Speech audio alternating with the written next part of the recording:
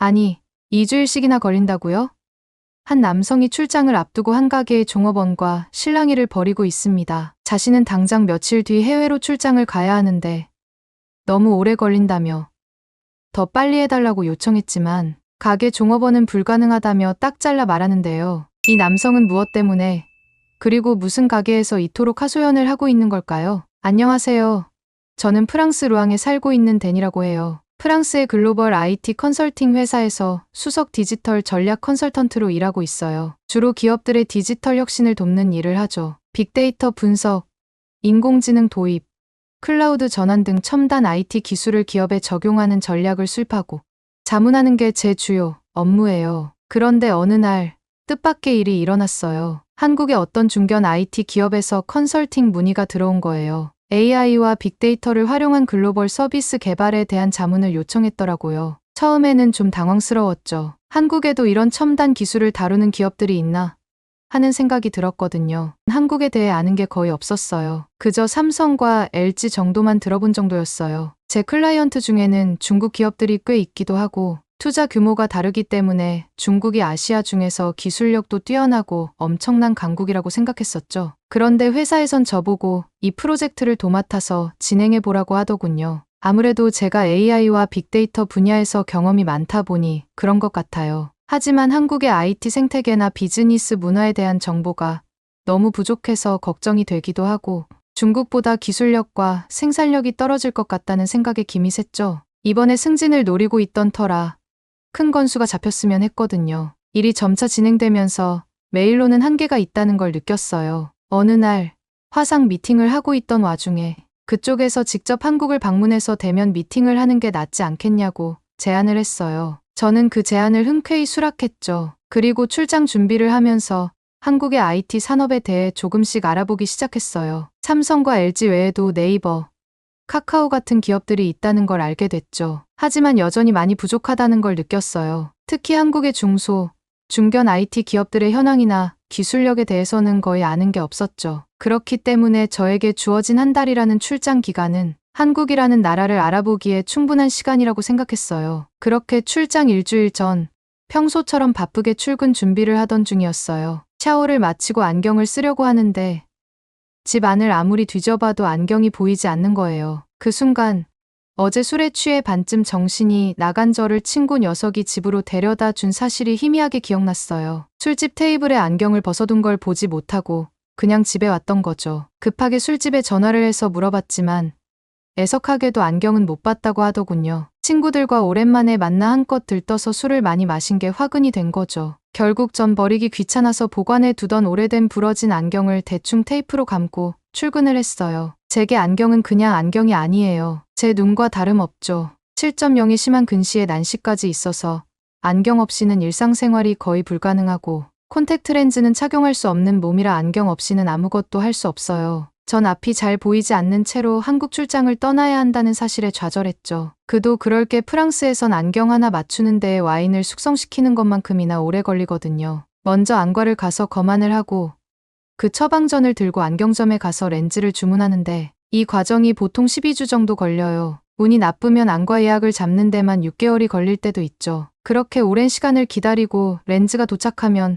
다시 안경점에 가서 렌즈를 맞춰요. 그 과정이 너무 힘들고 비용도 많이 나와서 여간 불편한 게 아니에요. 그런데 당장 일주일 후에 출장을 가야 하는 상황이 너무 막막해서 눈앞이 캄캄해지더라고요. 우여곡절 끝에 부러진 안경을 쓰고 출근을 하니 안경이 삐뚤어서 온 세상이 빙글빙글 돌았어요. 멀미가 나고 속이 안 좋아지기 시작해서 결국 안경을 벗었죠. 안경을 벗으니 컴퓨터 화면은 흐릿한 모자이크 그림 같았고 키보드의 글자들은 서로 춤을 추는 것처럼 보였어요. 마우스 커서를 찾는 일은 바늘구멍에 실을 꿰는 것만큼이나 어려웠어요. 거래처에 이메일을 보낼 때는 모니터 속으로 비집고 들어갈 듯이 얼굴을 바짝 대고 쓸 수밖에 없었는데 겨우겨우 보내고 나니 얼굴에 땀이 맺혀 있더라고요. 회의실로 가는 길은 더욱 힘들었어요. 복도를 걸을 때마다 벽과 동료들을 피해 지그재그로 움직여야 했죠. 정말이지 인간 핀볼이 된 기분이었어요. 회의가 끝이 났을 땐 회의실 유리문이 열려 있는 줄 알고 그냥 걸어가다가 유리문에 정통으로 박았어요. 꽝하고 큰 소리가 났는데 그 주변에 있던 사람들이 전부 저를 쳐다보고 있는 게 흐릿하게 보이더군요. 그때 한 사람이 다가와 말을 걸었어요. 중국계 미국인 동료인 알렉스 순이었죠. 알렉스 순은 스탠포드 대학에서 컴퓨터 과학학사와 MBA를 취득하고 처음엔 실리콘밸리에서 경력을 시작했지만 자신의 중국 문화적 배경을 활용하여 더 큰 성공을 거두고 싶어 글로벌 컨설팅 분야로 전향해서 지금 같은 회사에서 일하고 있어요. 알렉스는 주로 중국의 대기업과 신흥 테크 기업들을 고객으로 상대하고 있어요. 알리바바, 텐센트, 화웨이 같은 거대 기업들의 고위 임원들이 그의 고객 리스트에 포함되어 있어 최근 몇 년간 연속으로 회사 내 최고 실적을 올렸더군요. 그렇다 보니 자신의 성공이 순전히 개인의 능력과 노력의 결과라고 믿는 모양이에요. 다른 동료들의 공헌은 과소평가하기로 정평이 나 있어서 별로 가까이 하지 않는 사람이죠. 댄, 무슨 일 있어? 오늘 좀 이상해 보이는데. 저는 한숨을 쉬며 상황을 설명했어요. 안경이 부러졌어. 그런데 프랑스에서는 새 안경을 받는데 시간이 너무 오래 걸려서 한국 출장 전에 맞출 수가 없어. 어쩔 수 없이 한국에서 안경을 맞춰야 할 것 같아. 한국에서 안경을 맞추겠다고. 그건 좋지 않은 생각 같은데. 저는 의아해하며 뭐가 문제냐고 물었어요. 그러자 알렉스는 목소리를 낮추며 말했어요. 글쎄, 한국은 중국에 비해 기술력이 많이 떨어져. 안경 품질도 형편없고 서비스는 더 말할 것도 없지. 내가 너라면 절대 거기서 안경은 안 맞출 거야. 알렉스는 제 불안한 표정을 읽고 한국에 대해 더 자세하게 얘기해줬죠. 한국 사람들은 서비스 정신도 없어. 게다가 영어도 잘 못해. 넌 한국어를 할 줄 아는 것도 아니잖아. 의사소통은 어떻게 할 거야? 제가 대충 알아봤던 한국은 알렉스의 말처럼 질이 떨어지고 서비스가 좋지 않다고 느껴지진 않았지만 저보다 더 아시아에 대해 잘 알고 있다고 생각했기에 그의 말을 믿을 수밖에 없었죠. 그날 밤 저는 끊임없는 걱정들로 잠을 이루지 못했어요. 그렇게 눈이 잘 보이지 않는 채로 며칠을 보내고 저는 무거운 마음을 안고 공항으로 향했어요. 제 손에는 테이프로 겨우 붙어있는 안경과 함께 불안감도 가득 담겨 있었죠. 비행기에 오르면서 마지막으로 프랑스 땅을 바라봤어요. 한 달이 10년처럼 느껴져서 너무 암담했어요. 비행기 안에선 부러진 안경으로 영화를 보기엔 너무 힘들었고 책도 볼 수가 없어서 포기했어요. 그저 눈을 감고 걱정 속에 빠져 있었어요. 그리고 드디어 인천공항에 도착했을 때 저는 긴장감에 휩싸였어요. 부러진 안경을 쓰면 어지럽고 벗으면 앞이 잘 보이지 않아 미칠 노릇이었죠. 힘들게 밖으로 나와 출장 전 미리 예약한 호텔을 가기 위해 셔틀버스를 찾아다니는데 한 한국인 커플이 저에게 다가왔어요. 괜찮으세요? 도와드릴까요? 웬 아시아인 둘이 다가와 영어로 말을 걸길래 의심부터 들었죠. 하지만 더 이상 시간을 지체할 순 없어.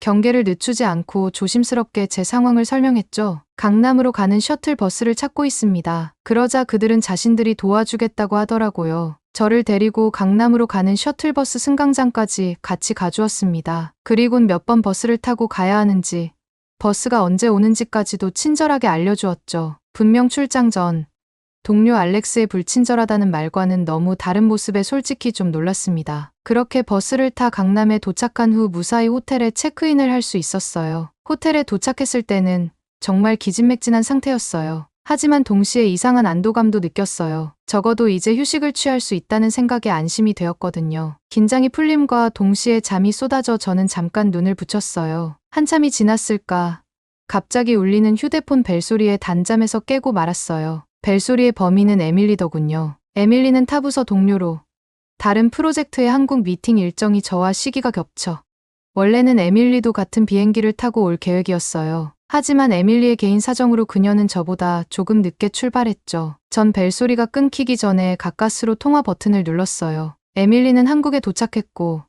곧 숙소에 도착하니 저녁을 먹자고 하더군요. 얼마 지나지 않아 에밀리는 호텔에 도착했고 저희는 호텔 근처 한국식 바베큐 레스토랑에서 저녁을 먹기로 했어요. 에밀리는 메뉴를 고르면서 전에도 한국에 몇 번 와본 적이 있다고 했죠. 그래서 그런지 메뉴판을 보면서 아주 능숙하게 음식을 설명해주기 시작했어요. 이건 불고기야.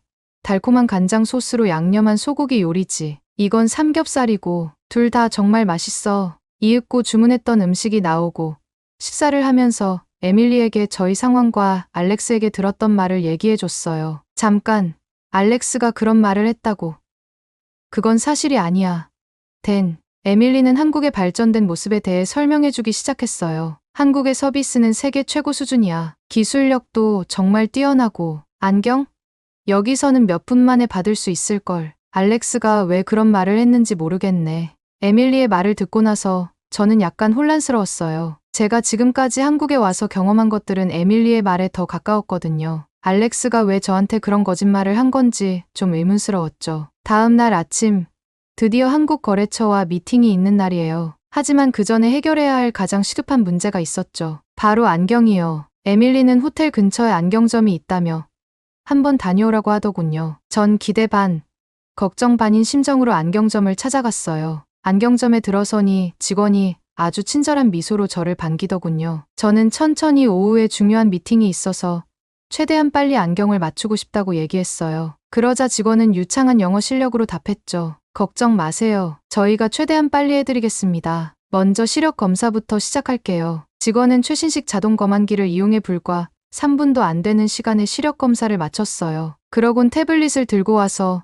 제 사진을 찍어도 되냐고 물어봤어요. 찍는 건 괜찮은데 왜 찍는 거냐고 물어보니 AI 시스템으로 저희 얼굴형에 가장 잘 어울리는 안경테를 추천해 준다고 하더라고요. 태블릿 화면으로 여러 디자인의 안경테를 보더니 직원이 그중 괜찮은 디자인의 안경테를 여러 개 가져오더군요. 전 그중 마음에 드는 디자인을 여러 개 써보고 가장 마음에 드는 것을 선택했어요. 안경테를 고르자 직원은 렌즈 코팅에 관해 블루라이트 차단, 반사 방지, 긁힘 방지 등 아주 친절하게 설명해 줬어요. 전 이왕 안경을 맞추는 김에 모든 코팅을 선택했고 직원은 잠시 뒤에 나온다고 조금만 기다려 달라고 하길래 의아해하며 기다렸죠. 의자에 앉아 기다리며 핸드폰을 계속 두드리며 시간을 확인했어요. 제가 가게에 들어온 지 겨우 89분 정도밖에 지나지 않았더라고요. 그때도 정말 놀라웠죠. 프랑스에 비하면 정말 일사천리였어요. 하지만 아무리 시력 검사를 하더라도 렌즈까지 제작하는데 시간이 오래 걸릴 거라고 생각했어요. 그러나 제 예상은 완전히 빗나갔죠. 5분 후에 직원이 완성된 안경을 들고 나타났어요. 전 제 눈을 의심했어요. 직원은 미소를 지으며 더 빨리 해드리고 싶었는데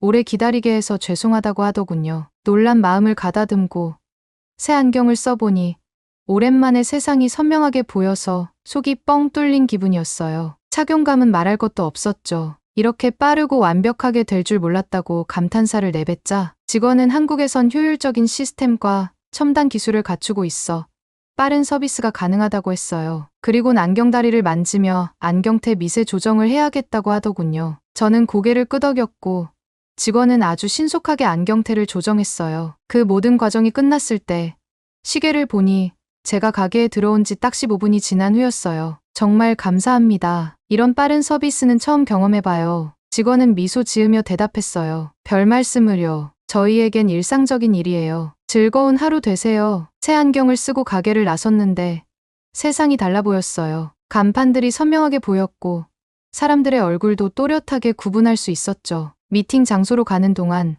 계속해서 새 안경을 만지작거렸어요. 프랑스에서 한 달 길게는 6개월까지 걸렸던 일이 한국에서는 단 15분 만에 해결된 것이 믿기지 않았죠. 간판의 글자들, 사람들의 표정, 심지어 하늘의 구름까지 모든 것이 새롭게 보였죠. 전 그제서야 서울의 아름다움을 제대로 볼 수 있었어요. 미팅 장소에 도착해서 에밀리를 만났을 때 그녀는 제 새 안경을 보고 미소를 지었죠. 새 안경 덕분에 프레젠테이션 화면도 선명하게 볼 수 있었고 참석자들의 표정도 놓치지 않고 읽을 수 있었죠. 그리고 한국의 IT 산업이 얼마나 대단한지 알게 되었어요. 미팅을 진행하면서 여러 인터넷 창을 켜놓고 얘기를 하는데 인터넷이 조금의 로딩 시간도 없이 빠르게 넘어가더라고요. 제가 약간 놀라듯이 반응하자 한국인 담당자가 한국의 인터넷 속도가 세계 최고 수준이라고 하더군요. 평균 다운로드 속도가 무려 200메가가 넘는데요. 영화 한 편을 다운받는데 몇 초밖에 안 걸릴 정도죠. 그 담당자분은 한국의 빠른 인터넷 환경 덕분에 온라인 게임,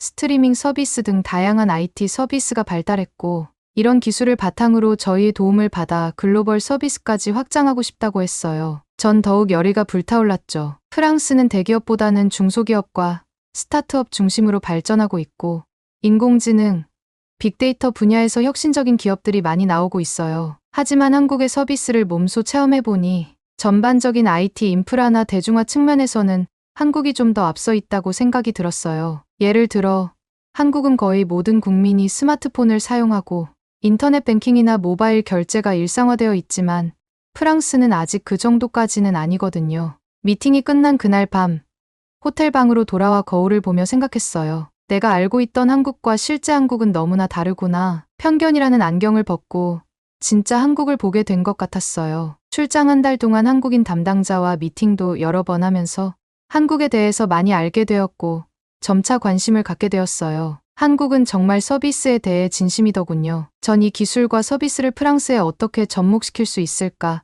프랑스로 돌아오는 내내 고민했어요. 비행기에서 내려 공항을 걸어 나올 때 저는 다른 사람이 된 것 같은 기분이었어요. 한 달 전 이곳을 떠날 때의 불안하고 편견 가득했던 저와는 전혀 다른 사람이 돌아온 거죠. 회사로 복귀한 첫날, 동료들은 제 변화를 금방 알아챘어요. 댄, 뭔가 달라 보여. 한국에서 무슨 일 있었어? 그들의 눈에는 호기심이 가득했죠. 그때 때마침 알렉스가 다가왔어요. 그의 얼굴에는 여전히 재수없는 자신만만한 표정이 있었죠. 어이, 댄, 한국은 어땠어? 안경은 제대로 맞췄어. 서비스 최악이었지? 저는 자신감 있게 미소 지으며 대답했어요. 알렉스, 내 말이 완전히 틀렸더라고. 한국의 서비스는 정말 대단해. 안경을 맞추는데 단 15분밖에 안 걸렸어. 게다가 품질도 최고야. 제 말에 알렉스는 믿기지 않는다는 표정을 지었어요. 그럴 리가 없어. 내가 분명 뭔가 착각하고 있는 거야. 한국이라는 나라를 제가 그때도 알지 못했더라면 알렉스 말에 동조할 수 있었겠지만 제가 직접 경험하고 왔었기 때문에 이번엔 확신을 가지고 얘기할 수 있었죠. 아니야, 알렉스. 내가 뭔가 잘못 알고 있는 것 같아. 인터넷 속도는 믿을 수 없을 정도로 빠르던데 지하철은 정말 깨끗하고 잘 되어 있어서 이동할 때 정말 좋더라고. 그리고 심지어 택시 기사님이 짧긴 했지만 불어로 얘기해 주더라니까. 어렸을 때 배웠대. 제 말을 들은 다른 동료들도 흥미를 보이기 시작했어요. 제가 무슨 신비로운 나라의 탐험담을 들려주는 것처럼 모두가 귀를 기울였죠. 불고기, 비빔밥, 김치, 모든 게 새롭고 맛있었어. 그보다 놀라운 게 음식이 끝도 없이 나오는데 그게 다 서비스야. 그리고 한강 공원에서 본 야경은 정말 환상적이었어. 생강도 물론 멋있지만 한강 야경도 끝내주더라고. 그때 에밀리가 합세했어요. 맞아. 알렉스, 난 한국이 좋아서 여러 번 여행 갔었는데 갈 때마다 새롭다니까. 기술력뿐만 아니라 전통과 현대가 공존하는 모습이 아주 매력적이지. 점점 더 많은 동료들이 한국에 대한 자신들이 겪었던 이야기를 하기 시작했어요. 알렉스는 점점 표정을 잃어가더군요. 그리고 알렉스는 그날 이후 저에게 말을 걸지 않더군요. 한국에서의 경험은 저에게 깊은 인상을 남겼어요. 한국의 서비스 문화와 기술력을 꼭 우리 회사에도 도입하고 싶다는 생각을 했어요. 그래서 상사에게 한국식 신속 서비스 프로젝트를 제안했어요. 제 아이디어는 회사에 큰 관심을 받았고 제가 메인으로 주도하여 새로운 프로젝트를 시작할 수 있게 됐죠. 몇 개월 후 저희 회사는 고객 서비스 처리 시간을 30% 단축시키는 데 성공했어요. 이는 회사의 수익 증대로 이어졌고 저는 이 공로를 인정받아 승진까지 하게 됐어요. 15분간의 안경 구매 경험이 단순한 경험이 아닌 한국의 효율성과 혁신을 직접 체험한 잊지 못할 순간이 됐고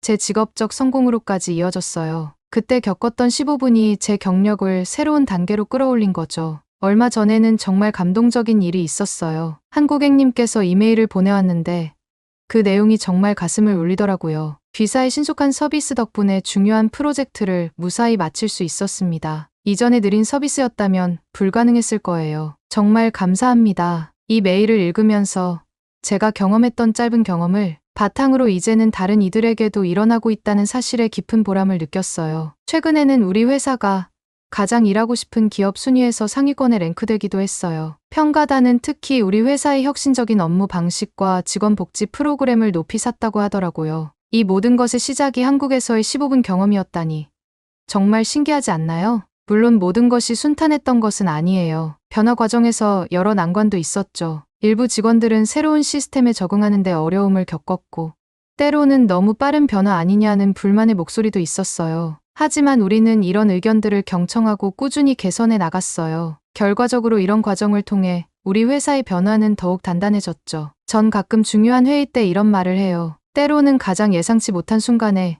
가장 예상치 못한 장소에서 영감을 얻을 수 있어요. 중요한 건 그 순간을 놓치지 않는 것.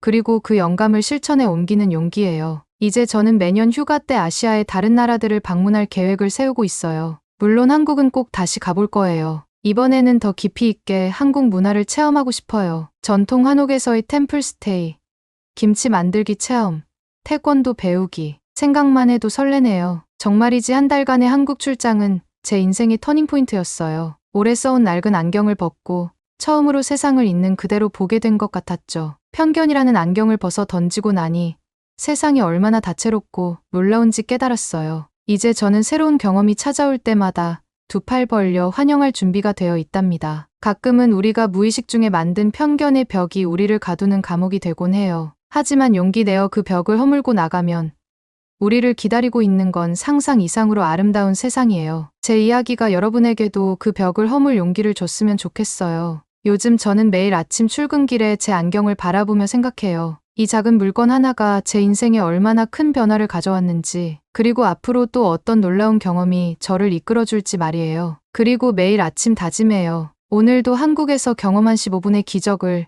내 일상에서 만들어내겠다고요. 어쩌면 여러분에게도 저처럼 인생을 바꿀 15분의 기적이 일어날지도 모르니까요. 여러분의 인생에도 새로운 시각을 선사해줄 특별한 경험이 기다리고 있을 거예요. 내가 너를 어떻게 키웠는데 그런 데서 산다는 거니?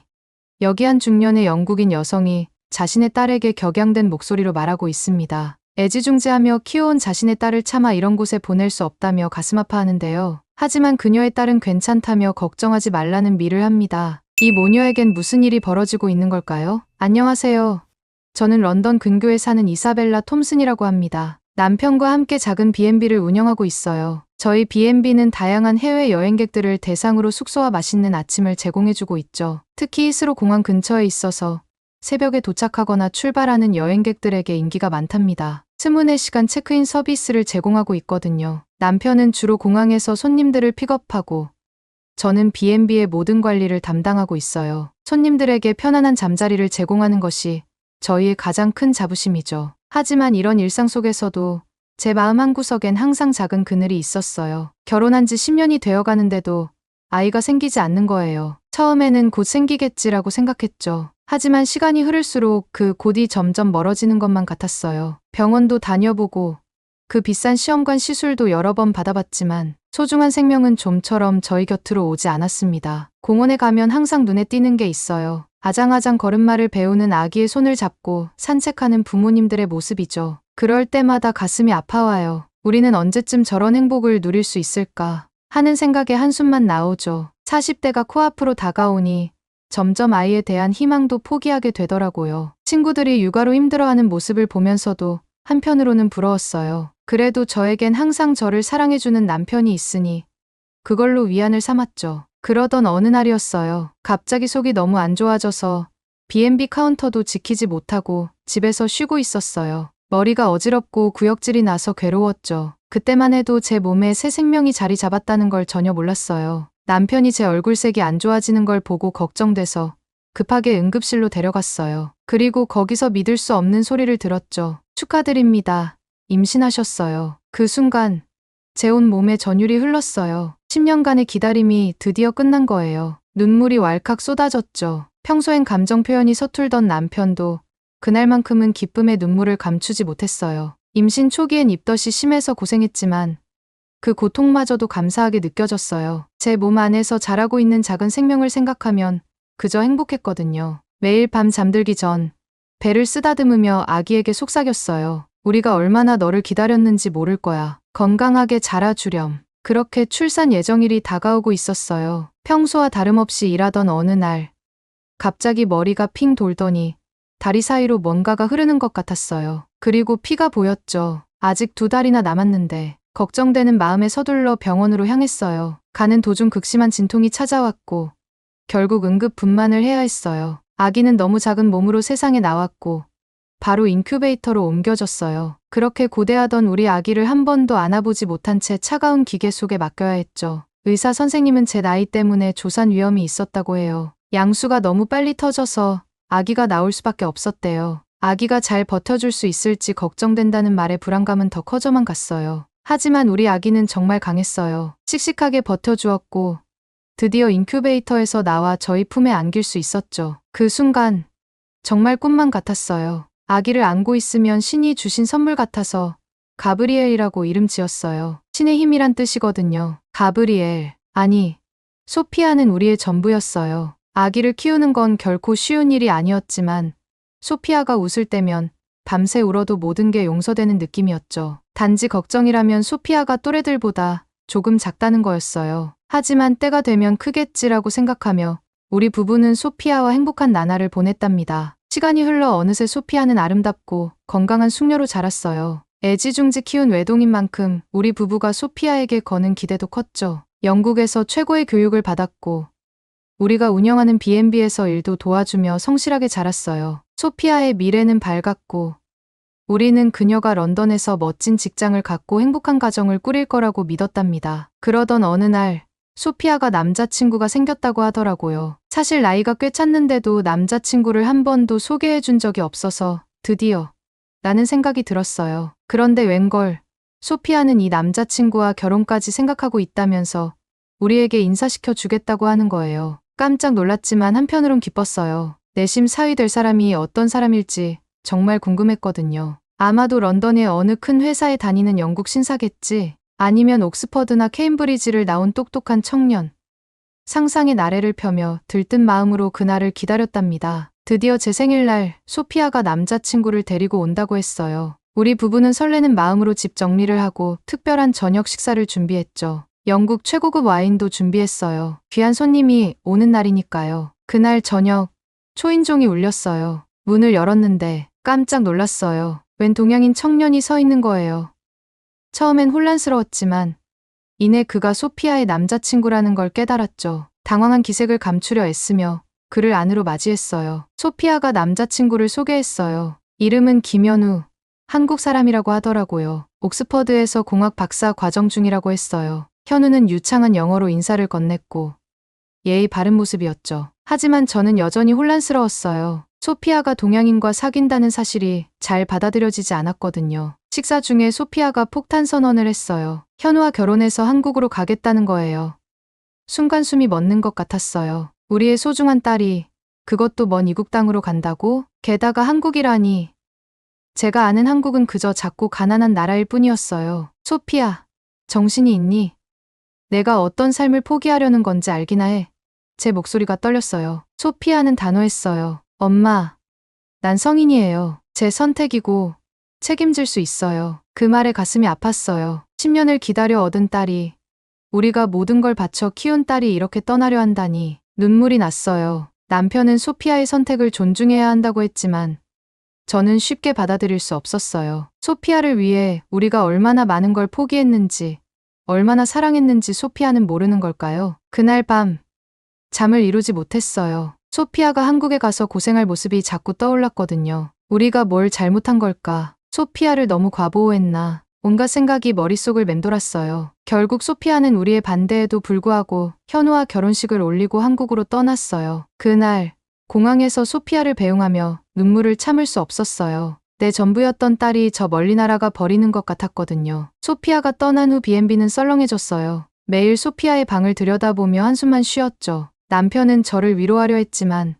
제 마음속 허전함을 채울 순 없었어요. 그렇게 5년의 시간이 흘렀어요. 소피아는 가끔 전화를 걸어 잘 지내고 있다고 했지만 저는 여전히 걱정이었어요. 그러던 어느 날 소피아에게서 전화가 왔어요. 이사를 한다고 하더라고요. 아파트로 이사한다고. 그 말을 듣는 순간 더는 참을 수 없었어요. 우리 소피아가 허름한 아파트에서 고생하고 있다니 도저히 가만히 있을 수 없었어요. 여보, 난 한국에 가봐야겠어요. 소피아를 데리고 와야 해요. 남편은 말리려 했지만 제 마음은 이미 정해져 있었어요. 그렇게 저는 한국행 비행기에 몸을 실었답니다. 한국으로 가는 비행기 안에서 제 마음은 무거웠어요. 창밖으로 보이는 구름들을 바라보며 지난 5년간의 일들이 주마등처럼 스쳐 지나갔죠. 소피아가 떠나던 날 공항에서 그 아이를 배웅하며 흘렸던 눈물부터 시작해서 말이에요. 처음엔 소피아가 한 달에 한 번씩 전화를 했어요. 항상 엄마, 걱정 마세요. 잘 지내고 있어요. 라고 말하곤 했죠. 하지만 전 그 말을 온전히 믿을 수 없었어요. 왜냐고요? 그 아이의 목소리에서 뭔가 숨기는 듯한 느낌이 들었거든요. 혹시 현우와 싸우진 않았을까? 한국 생활에 적응하지 못하고 있는 건 아닐까? 오만 가지 생각이 들더라고요. 그래서 전 소피아에게 계속해서 영국으로 돌아오라고 했어요. 여기서 내 인생을 다시 시작할 수 있어. 우리가 도와줄게. 라고요. 하지만 소피아는 매번 고개를 저었죠. 엄마, 전 여기서 행복해요. 현우도 잘해주고 한국 생활도 재미있어요. 시간이 지날수록 소피아의 전화는 뜸해졌고 한 달에 한 번이던 통화가 두 달에 한 번, 세 달에 한 번으로 줄어들더니 결국엔 반년에 한 번 정도로 줄어들었죠. 그때마다 제 마음은 불안해졌어요. 우리 소피아가 나를 잊어가고 있구나. 남편은 저를 위로하려 했지만 그의 말도 제 마음에 구멍을 채우진 못했어요. 여보, 소피아는 이제 어른이에요. 자기 삶을 살아가고 있는 거예요. 우리도 그 아이를 믿고 지켜봐야 해요. 그의 말이 맞다는 걸 알면서도 모성의 본능은 쉽게 가라앉지 않았어요. 그러던 어느 날 소피아에게서 전화가 왔어요. 엄마, 우리 이사해요. 새 아파트로요. 그 말을 듣는 순간 제 심장이 쿵 내려앉는 것 같았어요. 영국에서 아파트는 보통 넓고 좁은 집을 의미하거든요. 우리 소피아가 그런 곳에서 산다고 생각하니 가슴이 아팠어요. 소피아, 괜찮니? 돈이 필요하면 말해. 엄마가 도와줄게. 제 목소리가 떨리고 있었어요. 하지만 소피아의 대답은 예상 밖이었어요. 엄마, 걱정 마세요. 우리 아파트 정말 좋아요. 나중에 보시면 놀라실 거예요. 그 말을 듣고 나니 더 이상 참을 수가 없었어요. 소피아가 어떤 상황에 처해 있는지 제 눈으로 직접 봐야겠다고 생각했죠. 그래서 한국행 비행기 표를 예매했어요. 남편은 말렸지만 제 마음을 돌릴 순 없었어요. 비행기 안에서 저는 계속해서 최악의 상황을 상상하고 있었어요. 좁고 낡은 아파트, 바퀴벌레가 기어다니는 부엌, 고장난 수도꼭지, 그리고 그 속에서 고생하고 있을 우리 소피아의 모습까지요. 제가 소피아를 제대로 키우지 못한 걸까요? 옆자리의 승객에게 중얼거리듯 말했어요. 그분은 영어를 몰라 그저 미소만 지어 보였지만 전 제 잘못을 되새기고 있었죠. 11시간의 긴 비행 끝에 인천공항에 도착했어요. 피곤했지만 소피아를 빨리 만나고 싶은 마음에 발걸음을 재촉했죠. 공항을 빠져나와 택시를 탔어요. 여기로 가주세요. 소피아가 보내준 주소가 적힌 종이를 기사님께 건넸어요. 차창 밖으로 스쳐 지나가는 서울의 풍경을 보며 제 마음은 점점 더 불안해졌어요. 소피아야, 엄마가 간다. 그동안 힘들었지? 이제 엄마가 데리고 갈게. 택시가 소피아의 아파트 단지 앞에 멈춰 섰을 때 저는 눈을 의심했어요. 고층 빌딩들이 늘어서 있는 모습이 뉴욕의 맨해튼을 연상시켰거든요. 여기가 정말 소피아가 사는 곳인가? 의문이 들었지만 택시 기사님은 고개를 끄덕이며 이곳이 맞다고 했어요. 그런데 이게 무슨 일이죠? 눈앞에 펼쳐진 광경은 제가 상상했던 아파트와는 전혀 달랐어요. 여기가 소피아가 사는 곳이라고요?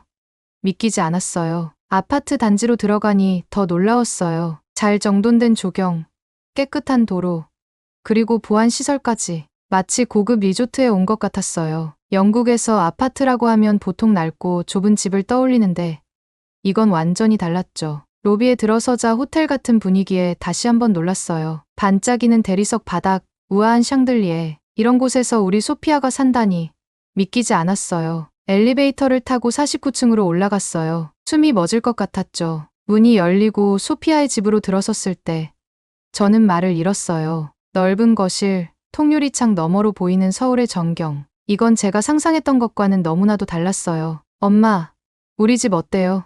소피아가 물었어요. 저는 그저 입을 벌린 채 고개를 끄덕일 뿐이었죠. 창가로 다가가 바깥을 내다봤어요. 아찔한 높이에 잠시 어지러웠지만 곧 그 멋진 전망에 매료되고 말았죠. 서울의 야경은 정말 환상적이었어요. 뉴욕이나 파리 못지않았죠. 소피아, 이게 다 뭐니? 너희가 이렇게 잘 살고 있었다니. 제 목소리가 떨렸어요. 소피아는 웃으며 말했어요. 엄마, 이제 아시겠어요? 제가 왜 여기서 살고 싶어 했는지. 그때 갑자기 서늘한 바람이 느껴졌어요. 깜짝 놀라 주위를 둘러보니 천장에서 바람이 나오고 있었어요. 이게 뭐니? 제가 물었어요. 시스템 에어컨이에요. 엄마, 집 전체를 시원하게 해주는 거예요. 스마트폰으로 조절할 수도 있어요. 너무 신기해서 입이 다물어지지 않았어요. 영국에서는 에어컨이 그리 흔하지 않거든요. 있어도 창문에 다는 작은 것들 뿐이에요. 저녁 시간이 되자 소피아가 스마트폰을 꺼내더니 몇 번 터치했어요. 잠시 후에 초인종이 울리더니 여러 가지 음식들이 배달되어 왔어요. 이게 다 뭐니? 제가 물었어요. 배달 음식이에요. 한국에서는 거의 모든 음식을 배달시킬 수 있어요. 정말 놀라웠어요. 영국에서는 이렇게 다양한 음식을 배달시키는 건 상상도 할 수 없거든요. 식사를 하면서 소피아와 현우의 이야기를 들었어요. 둘 다 좋은 직장에 다니고 있었고 행복해 보였어요. 현우는 영어로 저와 대화를 나누려 노력했고 소피아는 한국어로 유창하게 대화를 이어갔죠. 엄마, 우리 정말 행복해요. 한국은 제 제2의 고향이 되었어요. 소피아의 말에 제 마음이 따뜻해졌어요. 처음으로 제가 걱정했던 게 기회였다는 생각이 들었죠. 다음 날 소피아와 현우가 서울 곳곳을 구경시켜줬어요. 현대적인 건물들, 전통적인 궁궐들, 활기 넘치는 시장들. 서울은 정말 매력적인 도시더라고요. 특히 놀란 건 대중교통이었어요. 깨끗하고 정확한 지하철, 어디서나 쉽게 탈 수 있는 버스. 런던의 교통체증을 생각하면 부러울 정도였죠. 며칠을 지내면서 제 마음속 걱정들이 하나둘 사라졌어요. 소피아가 행복해하는 모습을 보니 저도 안심이 되더라고요. 떠나기 전날 밤, 소피아에게 말했어요. 미안해, 소피아. 엄마가 너무 좁은 시야로 한국을 봤던 것 같아. 내가 이렇게 좋은 곳에서 행복하게 살고 있다니. 정말 기쁘구나. 소피아는 눈물을 글썽이며 저를 안았어요. 고마워요, 엄마. 이해해 주셔서요. 한국에서의 며칠은 제 인생에서 가장 놀라운 시간이었어요. 소피아와 현우가 서울 곳곳을 안내해 주었는데 그때마다 제 고정관념이 깨지는 소리가 들리는 것 같았죠. 어느 날 소피아가 저를 데리고 한국의 전통시장에 갔어요. 엄마, 여기가 우리 동네 시장이에요. 매일 아침 신선한 재료들을 사러 와요. 시장에 들어서자 활기찬 분위기에 압도되었어요. 색색의 과일과 채소들, 갓 잡은 생선들, 그리고 김치와 각종 반찬들. 정말 눈을 뗄 수가 없었죠. 와, 이런 곳이 아직도 있다니. 제가 감탄하자 소피아가 웃으며 말했어요. 엄마, 한국은 전통과 현대가 공존하는 나라예요. 이런 전통 시장도 있지만 온라인으로 장을 보는 사람들도 많아요. 그 말을 듣고 생각했어요. 내가 얼마나 한국에 대해 모르고 있었던 걸까? 다음 날은 현우가 회사 점심시간을 이용해 우리를 데리고 나갔어요. 현대적인 오피스 빌딩이 즐비한 강남 한복판의 식당으로 갔는데 그곳에서 맛본 한식의 맛은 정말 놀라웠어요. 이게 한국의 직장인들이 매일 먹는 점심이야. 제가 물었어요. 현우가 웃으며 대답했죠. 네, 맞아요. 한국의 식문화는 정말 다양해요. 전통 한식부터 퓨전 요리까지 선택의 폭이 넓죠. 저녁에는 한강공원으로 갔어요. 강변을 따라 조성된 공원에서 수많은 사람들이 운동을 하고 피크닉을 즐기고 자전거를 타는 모습을 보며 감탄했죠. 여기 정말 아름답다. 파리의 생강변이 생각나. 엄마, 한국도 아름다운 곳이 많아요. 자연과 도시가 조화롭게 공존하고 있죠. 그 순간 제 마음속 깊은 곳에서 무언가가 변하는 걸 느꼈어요. 한국에 대한 편견이 하나둘 무너지고 있었던 거죠. 다음 날에는 전통 찻집을 방문했는데 한복을 입은 직원이 우아하게 차를 대접해주는 모습을 보며 한국의 전통 문화에 대해 새로운 관심이 생겼어요. 소피아, 넌 이런 문화를 어떻게 받아들였니? 처음엔 저도 적응하기 어려웠어요. 하지만 점점 한국 문화의 깊이와 아름다움을 알게 되면서 이제는 제 일부가 되었어요. 소피아의 대답이 진심으로 느껴졌어요. 마지막 날, 우리는 가족 모두 함께 한복을 입고 경복궁을 방문했어요. 웅장한 궁궐 건축과 아름다운 정원을 보며 한국의 역사와 문화에 대해 새롭게 알게 되었죠. 이사벨라, 어떠세요? 한국이 생각했던 것과 많이 다른가요? 현우가 물었어요. 저는 잠시 생각에 잠겼다가 대답했어요. 많이 다르구나. 얼마나 편견에 사로잡혀 있었는지 알 것 같아. 그날 밤, 호텔 방으로 돌아와 창밖으로 서울의 야경을 바라보며 생각에 잠겼어요. 제가 얼마나 좁은 시야로 세상을 바라보고 있었는지, 그리고 그것이 얼마나 잘못되었는지를 깨달았죠. 내가 이렇게 좋은 곳에서 행복하게 살고 있다는 걸 이제야 알게 되었구나. 소피아는 눈물을 글썽이며 저를 꼭 안아주었어요. 그 순간, 저는 결심했어요. 더 이상 편견에 사로잡히지 않고 열린 마음으로 세상을 바라보기로요. 그리고 소피아와 현우의 선택을 진심으로 축복해 주기로 말이에요. 한국에서의 마지막 날, 소피아와 현우가 특별한 저녁 식사를 준비했어요. 그들의 아파트 테라스에서 서울의 야경을 바라보며 식사를 하게 될 거라고 했죠. 테라스에 들어서는 순간, 저는 말을 잃었어요. 눈앞에 펼쳐진 광경이 너무나 아름다웠거든요. 와, 이게 정말 너희가 매일 보는 풍경이니? 제가 감탄했어요. 우리는 매일 이 풍경을 보며 하루를 시작하고 마무리해요. 아름답지 않나요? 테이블에 앉아 식사를 시작하는데 현우가 한국 전통 주류인 소주를 따라주었어요. 처음엔 거절하려고 했지만 소피아의 권유로 한 잔 받아들었죠. 우리 가족의 건강과 행복을 위해 건배해요. 현우가 말했어요. 소주 한 모금을 마시고 나니 이상하게 마음이 따뜻해지는 걸 느꼈어요. 그동안 쌓아왔던 편견과 걱정들이 술과 함께 녹아내리는 것 같았죠. 식사를 하면서 우리는 그동안 나누지 못했던 이야기들을 나눴어요. 소피아와 현우가 어떻게 만났는지, 한국에서의 생활이 어떤지, 그리고 그들의 미래 계획에 대해서요. 엄마, 사실 우리에게 깜짝 소식이 있어요. 저희 아이를 가졌어요. 소피아가 말했어요. 순간 저는 숨이 멎는 것 같았어요. 기쁨과 놀라움, 그리고 약간의 걱정이 동시에 밀려왔죠. 정말이니? 오, 소피아. 저는 눈물을 글썽이며 소피아를 껴안았어요. 현우도 기쁜 표정으로 말했어요. 곧 할머니가 되실 거예요. 그 순간 저는 제가 얼마나 어리석었는지 다시 한번 깨달았어요. 제 딸이 이렇게 행복하고 이제 새 생명까지 품게 되었는데 제가 그동안 얼마나 쓸데없는 걱정을 하고 있었던 건지 말이에요. 고마워, 현우. 우리 소피아를 행복하게 해줘서. 아닙니다. 제가 오히려 소피아와 이 가족에게 감사드려요. 그날 밤 우리는 오랜만에 진정한 의미의 가족이 되어 이야기를 나눴어요. 소피아의 임신 소식, 그들의 미래 계획, 그리고 제가 할머니가 된다는 사실에 대해서요. 엄마, 아이가 태어나면 영국에 와서 보여드릴게요. 저는 고개를 저었어요. 아니, 내가 여기로 올게. 우리 손주가 태어나는 걸 직접 보고 싶어. 소피아와 현우의 눈이 동그래졌어요. 정말요? 엄마? 소피아가 놀라서 물었어요. 그럼, 당연하지. 나도 이제 한국이 좋아졌어. 우리 손주가 이렇게 아름답고 발전된 나라에서 자란다고 생각하니 기쁘기까지 해. 그날 밤, 호텔로 돌아와 짐을 싸면서 많은 생각이 들었어요. 다음 날 아침, 공항으로 가는 차 안에서 소피아가 물었어요. 엄마, 정말 한국이 마음에 드세요? 저는 미소 지으며 대답했어요. 그럼, 이곳은 정말 놀라운 나라야. 너의 선택이 옳았다는 걸 이제야 알겠어. 공항에 도착해서 작별 인사를 나눌 때, 제 마음은 이상하게 가벼웠어요. 이제 더 이상 소피아를 걱정하지 않아도 된다는 안도감과 함께 새로운 손주를 만나게 될 기대감으로 가득 찼거든요. 소피아와 현우는 활짝 웃으며 저를 꼭 안아주었어요. 비행기에 오르면서 저는 다시 한번 서울의 풍경을 바라봤어요. 이제 이 도시는 제게 낯선 곳이 아니라 제 딸과 곧 태어날 손주의 고향이 될 거예요. 영국으로 돌아가는 비행기 안에서 저는 태어날 손주를 위한 선물 목록을 적기 시작했어요. 이제 저는 새로운 시작을 맞이할 준비가 되었어요. 편견 없는 세상을 손주에게 물려주기 위해 저부터 변화하기로 말이에요. 영국으로 돌아온 지 6개월. 저는 완전히 다른 사람이 되어 있었어요. 한국에서의 경험은 제 인생을 180도 바꿔놓았거든요. 이제 저는 매일 아침 한국 뉴스를 찾아보고 한국어 공부도 시작했어요. 심지어 B&B 메뉴에 한식도 추가했답니다. 여보, 오늘은 비빔밥을 만들어 볼까요?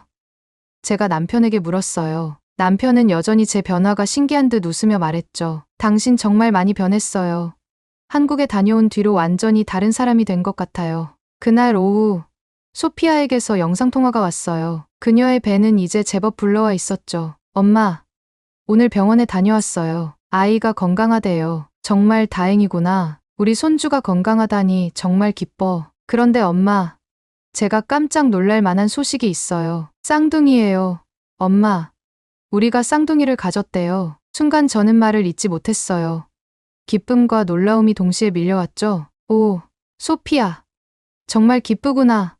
제가 눈물을 글썽이며 말했어요. 통화를 마치고 나서 저는 곧바로 비행기 표를 예약했어요. 소피아의 출산 예정일에 맞춰 한국으로 가기로 한 거죠. 여보, 저 다시 한국에 다녀올게요. 제가 남편에게 말했어요. 남편은 미소 지으며 대답했어요. 이번엔 나도 같이 가면 어떨까요? 나도 이제 우리 사위와 손주들의 나라를 직접 보고 싶어요. 그렇게 우리는 함께 한국행 비행기에 올랐어요. 인천공항에 도착했을 때 이번엔 모든 것이 새롭게 보였어요. 여보, 저기 봐요. 저게 바로 한국의 첨단 기술이에요. 소피아와 현우가 공항으로 마중 나와 있었어요. 소피아의 배는 정말 크게 불러 있었죠. 우리 딸, 고생이 많구나. 현우는 공손하게 인사를 했어요. 어머님, 아버님, 잘 오셨습니다. 집으로 가는 길에 저는 남편에게 서울의 모든 것을 설명해 주었어요. 높은 빌딩들, 깨끗한 거리, 그리고 어디서나 볼 수 있는 첨단 기술까지. 여보, 당신 말이 맞았어요. 이곳은 정말 놀라운 나라네요. 남편이 감탄했어요. 며칠 후, 소피아가 진통을 시작했다는 연락을 받았어요. 우리는 서둘러 병원으로 향했죠. 병원은 제가 상상했던 것보다 훨씬 현대적이고 깨끗했어요. 의사와 간호사들은 모두 친절하고 전문적이었죠. 몇 시간의 진통 끝에 드디어 우리 손주들이 태어났어요. 이름은 뭐라고 지을 거니? 제가 물었어요. 소피아와 현우는 서로 바라보며 미소 지었어요. 남자아이는 이안이라고 하고 여자아이는 소라라고 하려고 해요. 소피아가 대답했어요. 영국식 이름과 한국식 이름이네. 네. 두 나라의 문화를 모두 담고 싶었어요. 아기들을 안아보면서 저는 문득 깨달았어요. 이 아이들은 두 문화의 가교가 될 거라고요. 그들은 영국과 한국, 두 나라의 장점을 모두 가진 채 자라날 거예요. 너네들 덕분에 나는 새로운 세상을 보게 돼서 정말 고맙구나. 이제 우리 손주들도 그렇게 자랐으면 좋겠어요. 편견 없이 열린 마음으로 세상을 바라보는 사람으로요. 소피아와 현우는 눈물을 글썽이며 고개를 끄덕였어요. 그날 밤 병원 창문으로 서울의 야경을 바라보며 저는 생각했어요. 이제 나의 인생의 새로운 장이 열렸구나. 그리고 이 아름다운 나라는 이제 우리 가족의 또 다른 고향이 되었구나. 저는 이제 이곳이 낯설지 않다는 것을 느꼈어요. 엄마, 후회하지 않으세요? 제가 한국에 온 것을. 전혀. 오히려 고마워. 내 덕분에 나는 새로운 세상을 알게 되었어. 그리고 이렇게 아름다운 손주들도 얻었고.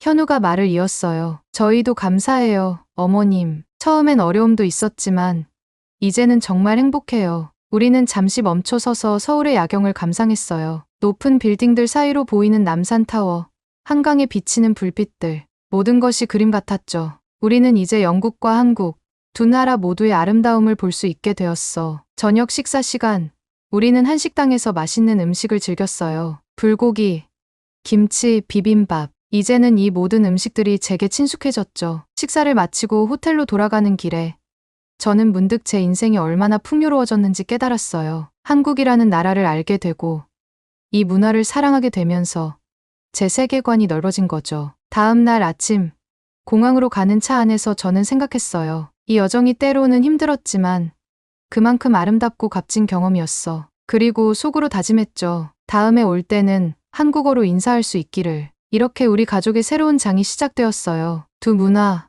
두 나라, 그리고 무한한 가능성이 펼쳐진 미래를요. 앞으론 우리 가족은 행복만 일만 남았어요. 늘 건강하고 평생 화목한 가정으로 남길 바라는 마음으로 글을 마칩니다. 지금까지 제 사연을 들어주셔서 감사해요.